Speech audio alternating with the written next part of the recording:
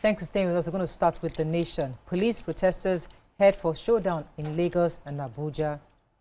Ex-Governor Olunloyo dies 9 days to 90th birthday. Bobrisky smuggled 35 million naira into Kirikiri prison. 2 Chinese killed in Abia. Anti-Trump vote protests rock U.S. cities. Israel denies 2 UK prime ministers entry. Explosion at Lagos dump site. Police army probe source of explosive. LP accuses NLC of plotting to invade secretariat. Telecom service quality worsens, and 1,820 residents displaced by Plateau attacks. Okay, which story are we starting with? Okay, can I start with the explosion? So last week we had an explosion that happened at a dump site in Mushin, Lagos, and the the Lagos Police Command and the Nigerian Army have started the investigation to unravel how this military-grade grenades got into the hands of scavengers. So the scavengers were trying to saw it open for whatever reason. You know the way you used to recycle iron condemn. That's what they're called locally. And the scavenger, grenade, one of the explosive exploded in his hands and killed the scavenger in question, injured 3 others who were around him, and then, of course, created a fire at the scene. This happened somewhere in Mushin. Of course, immediately there was response from our security and safety team to curtail it. Although the explosives ordnance disposal and explosive ordnance disposal and chemical, biological, radiological, and nuclear units of the police were able to recover the remnant grenades. They're now looking into how it got there, because of course that was the question on everybody's lips. The Lagos police spokesperson, CSP Benjamin Deyi, has reassured Lagosians to go about their peaceful businesses, saying that they should calm down, everything is in order. The Nigerian Army immediately has started investigating how this was distributed, and hopefully we'll get to the bottom of it. Okay, so I have the major headline in the nation. So there's a showdown that is likely today between the police and the group of protesters in Lagos and Abuja and some other capital cities such as Ibadan and Port Harcourt. A massive deployment of security men is expected across the country.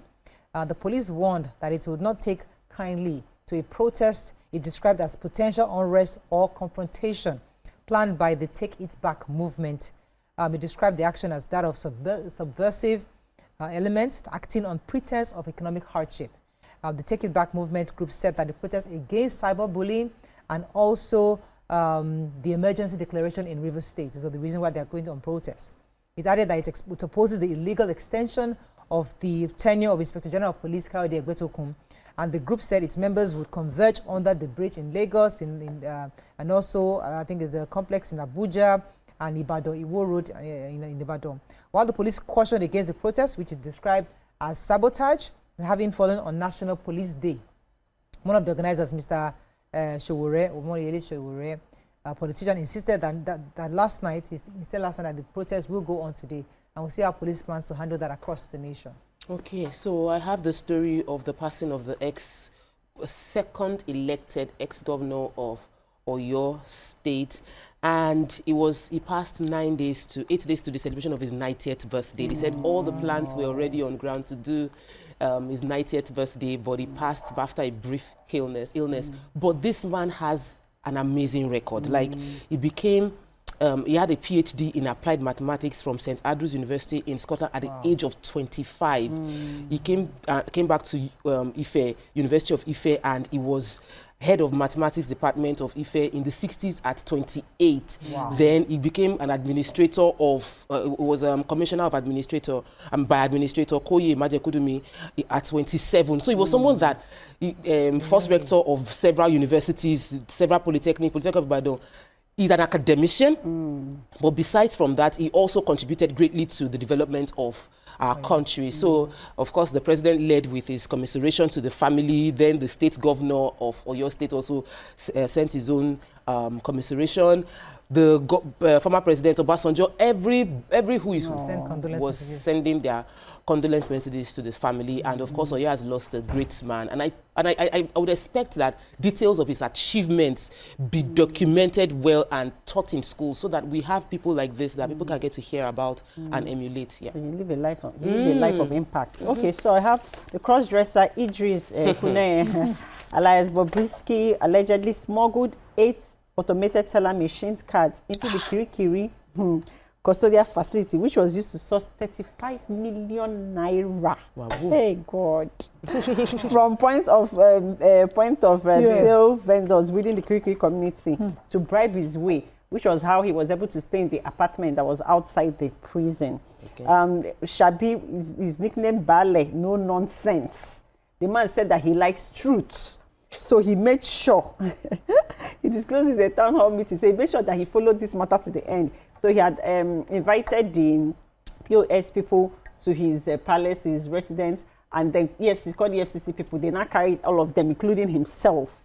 And when they started the investigation, they now found out that this was what happened. And then the people, the guards, the prison officials are suspended and remain suspended. But this is also in contradiction to what the report of the probe panel considered by the National Assembly, which claimed that Bobrisky served his full jail term within the custodial facility, and but that he received preferential treatment. So they are saying that this is totally different from what we were told. But Baale No-Nonsense has said that he's working with the DSS and EFCC is with them to make sure that everything concerning this. So Baale is leading his own investigation parallel to the National Assembly. Yes, but now they found out that his own is the genuine thing. Moving on, Daily Sun, let's take one story. Outrage spreads over Plateau killings. Labour Party, OT warns Abure sues for peace. APC alert IGP, DSS and NSA to looming crisis in Osun. Constitutional review, reps consider creation of 302 new parliamentary seats. 18 billion naira investments wiped out as Nigerian Forex Axis Capital All, 2 others a regulatory sweep. Trump's 14% tariff threatens Nigeria's $6 billion export revenue, and gunmen killed 2 Chinese policemen in Aba. Let's take one story for the break. Okay, so outrage spreads as over Plateau killings. In this recent one, there was bloodletting in Plateau, where 50 persons were gruesomely murdered, and this is according to the Arawa Consultative Forum.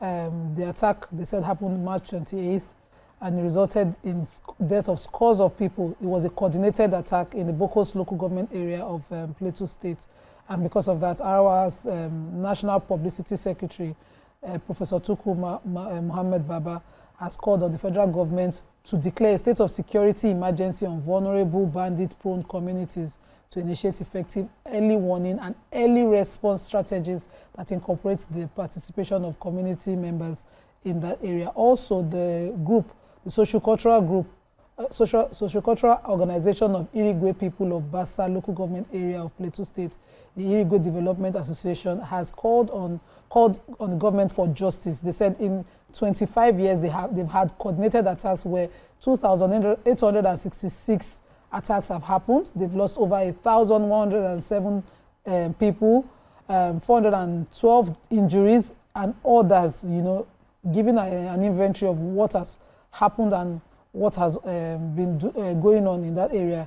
They said from 2001 to March 2001 as well, they've had this number of deaths, and farms lost about 27,330, 274 barns lost, people displaced, different accounts of that. Right. I hope that, the important agencies of government are following the news. That's and they too, they have data. Data is important. Right. Data is what will put authenticity to most of these things that we downplay. Right. Losing people being displaced from their ancestral places is not a good thing. Let's go on a very short break. When we come back, we continue the review. Stay with us. We'll be right back. Really sad indeed.